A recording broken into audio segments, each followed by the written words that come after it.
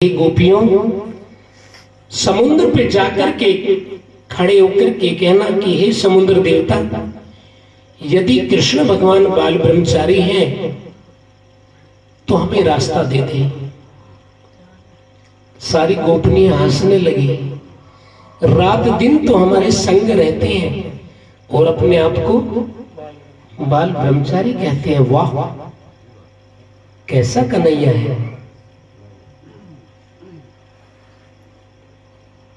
कृष्ण ने कहा, हे गोपनियों, क्यों हंस रही हो?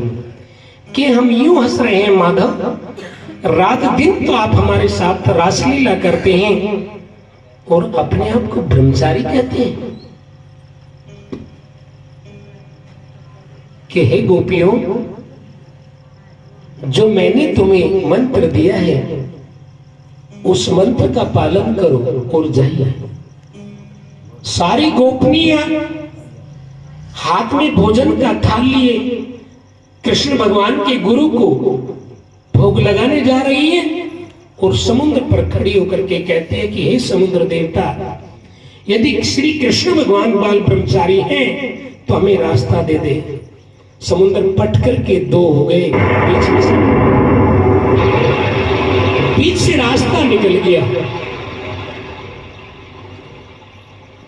आश्चर्य में पड़ गए, आखिर हुआ तो हुआ क्या? उनके गुरु को भोजन कराया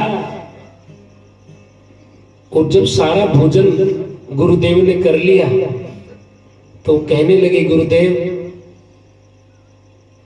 अब हमें जाना भी है। नु कहा, बेटा जाओ। कि जब उधर से आए थे तो कृष्ण भगवान ने रास्ता बताया था, अब हम इधर से जा रहे हैं, आप ही बताइए कि हम कैसे जाएं।